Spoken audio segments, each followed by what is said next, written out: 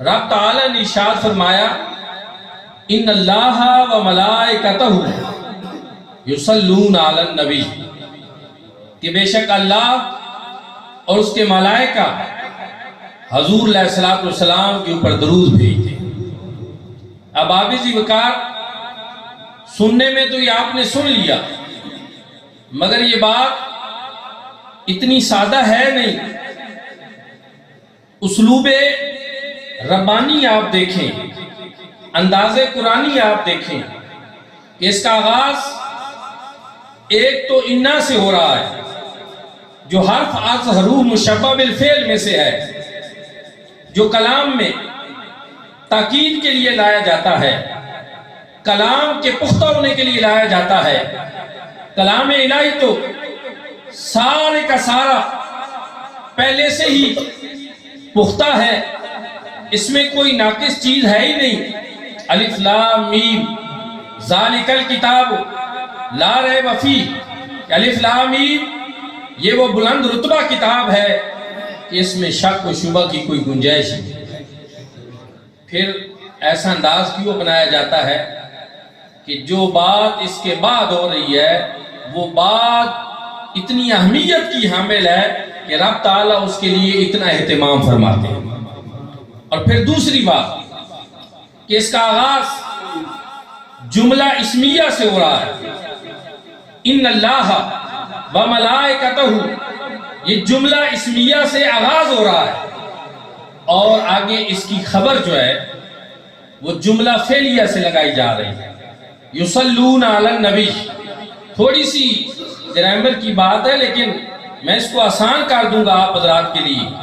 حضور سیدی و مرشدی نواز عصر مفکر اسلام مفسر قرآن حضرت ضیاء الامت جسٹس پیر محمد کرم شاہ الازہری رحمۃ اللہ تعالی علیہ، یہاں پہ آپ اپنی شرح آفاق تفسیر ضیاء القرآن میں ارشاد فرماتے ہیں کہ یہ انداز یہ بتا رہا ہے کہ جملہ اسمیہ استمرار کو چاہتا ہے، ہمیشگی کو چاہتا ہے، دوام کو چاہتا ہے، اور جملہ فعلیہ تجدد کو چاہتا ہے، حدوث کو چاہتا ہے، کسی کام کے نئے سرے سے بار بار ہونے کو چاہتا ہے۔ تو پھر اس سے پتہ یہ چلا کہ آغاز جملہ اسمیہ سے کر کے اختتام جملہ فعلیہ پہ کر کے رب تعالی نے پیغام یہ دیا کہ جو اللہ اور اس کے ملائکہ کا درود ہے یہ ایسا عمل ہے کہ اس میں کسی قسم کا انقطاع نہیں، چھٹی نہیں، ہمہ وقت ہر لحظہ ہر آن اور ہر گھڑی اللہ رب العزت اپنے محبوب کے اوپر درود بھیج رہے ہیں۔ سبحان اللہ، سبحان اللہ۔ کیا اس میں کوئی چھٹی نہیں، کوئی انقطاع نہیں، کوئی تعطل نہیں کہ صبح بھیجا، دوپہر کو ریسٹ کر لیا اور شام کو بھیجنا شروع کر دیا، شام کو بھیجا رات آرام کر لیا، صبح بھیجنا شروع کیا۔ نہیں، ہر لمحہ ہر لحظہ ہر گھڑی اور ہر آن اللہ رب العزت اپنے محبوب کے اوپر درود بھیج رہے ہیں۔ دوستان ذکر اس سے بہت سے مسائل کا استنباط ہوتا ہے۔ ایک یہ کہ درود پاک کا اللہ رب العزت نے یہاں کوئی وقت مقرر نہیں فرمایا، بل مطلق و یجری علی اطلاق ہی، رب تعالیٰ نے اس بات کو مطلق ہمارے اوپر چھوڑ دیا کہ میرا بندہ صبح پڑھے یا شام پڑھے، دن کو پڑھے یا رات کو پڑھے، اذان سے پہلے پڑھے یا اذان کے بعد پڑھے، جب بھی درود پڑھے گا وہ اللہ رب العزت کے ساتھ درود بھیجنے میں موافقت والا ہو جائے۔ یہ آپ کو سمجھ آئی ہے؟ یہ ایک مسئلہ میں نے قرآن سے بیان کیا۔ لوگ کہتے ہیں نا کہ اذان سے پہلے آپ درود بھیجتے ہیں یا بعد میں درود بھیجتے ہیں، تو یہ میں قرآن سے بیان کر رہا ہوں کہ آپ پڑھیں، کریم آقا پہ درود بھیجیں، جب بھی بھیجیں، صبح بھیجیں، شام بھیجیں، دن کو بھیجیں، رات کو بھیجیں، اذان سے قبل بھیجیں، اذان کے بعد بھیجیں، جب بھی آپ بھیجیں گے اللہ رب العزت کے ساتھ درود میں موافقت کرنے والے ہو جائیں۔ سبحان اللہ، سبحان اللہ، اللہ اکبر، یا رسول اللہ۔ اور یا علی مولانا زکریا کندلوی صاحب نے درود شریف کے فضائل پہ فضائل درود شریف لکھی. پہلے تو وہ فضائل اعمال یا تبلیغی نصاب کا حصہ تھی، بعد میں پتہ نہیں کیوں انہوں نے اس کو الگ کر دیا، لیکن موجود ہے. اس میں وہ ایک بڑا خوبصورت نقطہ بیان فرماتے ہیں.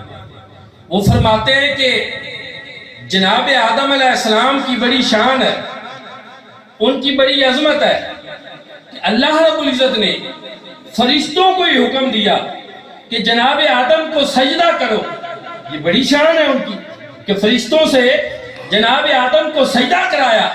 لیکن وہ فرماتے ہیں کہ ان سے بڑھ کر شان ہمارے حضور نبی کریم صلی اللہ علیہ وآلہ وسلم کی ہے کہ وہاں جناب آدم کو فرشتوں سے تو سجدہ کروایا، لیکن میرے رب نے خود جناب آدم کو سجدہ کیا نہیں. لیکن جب حضور علیہ السلام کی باری آئی تو ملائکہ بھی درود بھیجتے ہیں اور میرا رب خود بھی اپنے محبوب کے اوپر درود بھیجتے ہیں. سبحان اللہ. تو جناب آدم سے بھی ہمارے آقا کی شان کہیں بڑھ کر ہے کہ میرا رب ملائکہ سے بھی حضور علیہ السلام پہ درود بھجواتا ہے، لیکن خود میرا رب ساتھ خود بھی درود پاک بھیجتا ہے. سبحان اللہ. سبحان اللہ. دوستان ذوالفقار، اللہ رب العزت کا درود بھیجنا اور ہے، فرشتوں کا اور ہے، بندوں کا اور ہے. میں تھوڑا سا آپ کو بتا دیتا ہوں کہ اللہ رب العزت جب اپنے محبوب پہ درود بھیجتے ہیں تو رب کا درود بھیجنا کیسا ہوتا ہے. علامہ محمود علوسی اپنی شورا فات تفسیر روح المعانی میں بیان کرتے ہیں کہ رب تعالیٰ کا درود بھیجنا یہ ہے کہ اللہ رب العزت جب اپنے محبوب پہ درود بھیجتے ہیں وہ بے اعلاء ذکر ہی و اظہار دین ہی و ابقاء شریعت ہی و بالآخرت بتشریع ہی، کہ اللہ رب العزت کا درود بھیجنا یہ ہے کہ جب ہم اللہ کی بارگاہ میں عرض کرتے ہیں اللہم صلی علی محمد، تو اللہ رب العزت اپنے محبوب پہ اس طرح درود بھیجتے ہیں کہ وہ اپنے محبوب کے ذکر کو اور بڑھا دیتے ہیں.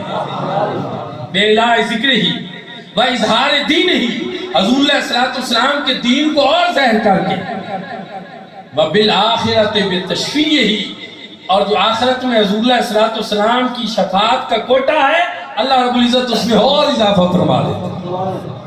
کس شان سے رب تعالیٰ اپنے محبوب کے اوپر درود بھیجتے ہیں. اور اب آپ ذکر خوش نصیب ہے اہل سنت جو صبح بھی حضور پہ درود بھیجتے ہیں، شام بھی حضور پہ درود بھیجتے ہیں.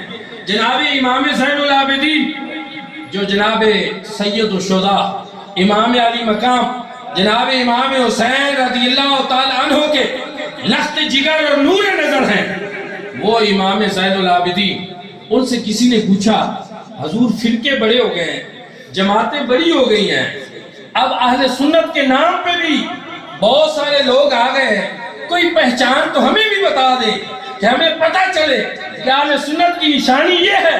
تو جناب امام زین العابدین نے فرمایا اہل سنت کی نشانی یہ ہے کہ وہ کثرت کے ساتھ حضور علیہ السلام کے اوپر درود و سلام بھیجتے ہیں.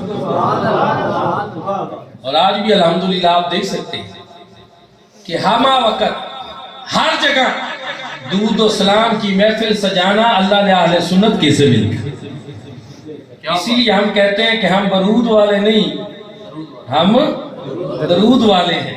اور یہ پہچان اہل بیت کے گھرانے سے ہمیں نصیب ہوئی. انہوں نے بتایا کہ اہل سنت کی نشانی یہ ہوگی کہ وہ برود والے نہیں، وہ درود والے. اور دوستان ذکر اپنی بات سمیٹتے ہوئے کہ میرے آقا پہ درود پڑھا جائے، حدیث پاک میں ہے، فرشتے بھی پہنچا دیتے ہیں. میرے آقا پہ درود پڑھا جائے، جمعرات کو ایک خاص فرشتہ ہے وہ بھی پہنچا دیتا ہے. لیکن دلائل الخلاص شریف میں بڑی پیاری حدیث پاک ہے، اسماء و صلاۃ اہل محبتی و عارفہم و تورد علیہ صلاۃ غیر مردن، کہ فرمایا جب میرا امتی اس کو محبت میں ڈوب کر میرے اوپر درود و سلام پڑھے، میں اس کا درود و سلام خود سنتا بھی ہوں اور اس کو پہچان کرتا ہوں. اس کا درود و سلام سن بھی لیتا ہوں اور اس کو پہچان بھی لیتا ہوں. یہاں مجھے ایک اور حدیث پاک یاد آ گئی بس اسی کے ساتھ اسی کی تشریح میں اپنا وقت ختم، اپنی بات سمیٹ لوں گا۔ مشکاہ شریف کی حدیث پاک ہے کہ جب آپ اپنے گھروں میں جائیں تو اپنے اہل خانہ کو سلام کریں، گھر والوں کو بھی سلام کر لینا چاہیے، غرض نہیں، ہماری عادت بنی ہوئی ہے بس ایسے ہی گھروں میں چلے جاتے ہیں اپنے گھر والوں کو کہ گھر والے ہیں سلام نہیں کرتے، حالانکہ سلام اپنے گھر والوں کو بھی کرنا چاہیے۔ گھر میں داخل ہو تو اپنے اہل خانہ کو سلام کریں، لیکن آج اہل خانہ گھر میں نہیں ہے، گھر خالی ہے، تو پھر کیا کرنا ہے؟ میرے آقا نے ارشاد فرمایا پہلے میرے اوپر درود و سلام بھیجو اور پھر گھر میں داخل ہو۔ سمجھ رہے ہیں؟ میرے آقا نے فرمایا میرے اوپر درود و سلام بھیجو، گھر والے ہوں تو پہلے گھر والوں کو سلام کریں، لیکن اگر گھر خالی ہو، گھر والے کہیں گئے ہوئے ہوں تو پھر گھر میں داخل ہوتے ہوئے پہلے مجھے سلام کرو پھر گھر میں داخل ہو۔ ملا علی قاری نے جو مفتی مکہ مشہور تھے اور محدث مکہ مشہور تھے، انہوں نے مرکات شرح مشکات میں اس حدیث پاک کی کیا خوبصورت شرح کی، وجہ بیان کرتے ہیں کیوں؟ اس لیے کہ لأن روح النبی صلی اللہ علیہ وآلہ وسلم حاضرۃ فی بیوت اہل اسلام، اس لیے کہ جب تم گھروں میں جاؤ تمہارے گھروں میں کوئی نہ ہو تو حضور علیہ السلام پہ درود بھیجو۔ کیوں؟ اس لیے کہ جب مومنوں کے گھروں میں کوئی نہ ہو تو اس وقت مصطفیٰ کریم صلی اللہ علیہ وآلہ وسلم کی روح مبارک کی مومنوں کے گھروں میں جلوہ کرے۔ سبحان اللہ۔ لأن روح النبی صلی اللہ علیہ وآلہ وسلم حاضرۃ فی بیوت اہل اسلام۔ اچھا، گھر تو ایک شکر کوٹ میں بھی خالی تھا، ایک صاحب سرال میں گئے گھر، اسی وقت ان کا گھر بھی اتفاق سے خالی تھا، کسی کا گھر نوشہرہ میں بھی خالی تھا اور کسی کا گھر خوشاب میں بھی خالی تھا۔ سینکڑوں لوگ گھروں میں گئے، اہل خانہ موجود تھے، سلام کیا، لیکن سینکڑوں لوگ، دنیا پوری، اس میں ایسے بھی تھے کہ سب کے گھر خالی تھے۔ مولانا آپ یہ بتا رہے ہیں کہ حضور علیہ السلام کی گھر روح مبارکہ ہر مومن جس کا گھر خالی ہو وہاں موجود ہوتی ہے، تو روح مبارکہ ایک ہوئی، گھر سینکڑوں خالی ہوئے، پوری دنیا کا حساب لیں تو ہو سکتا ہے ہزاروں بھی خالی ہو، سب گھروں میں روح مبارکہ کیسے موجود ہوئی؟ سب گھروں میں جلوہ روح مبارکہ کی جلوہ گری کیسی ہوئی؟ اب توجہ فرمانا، امداد و سلوک میں مولانا رشید احمد گنگوہی صاحب بیان فرماتے ہیں کہ مرید کو یہ عقیدہ رکھنا چاہیے کہ مرید جہاں بھی دنیا میں ہو پیر کی روح اس مرید کے ساتھ ہوتی ہے۔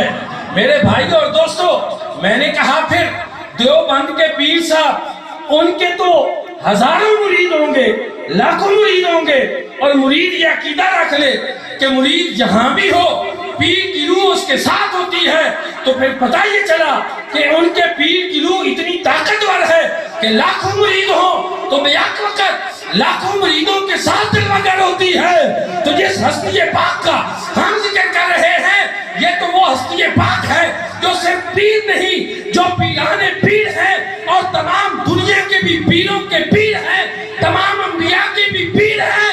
تو لاکھوں کروڑ امتی ہو تو میرے آقا کی روح مبارک کی لاکھوں کروڑوں جگہ جلوہ کرے۔ سبحان اللہ۔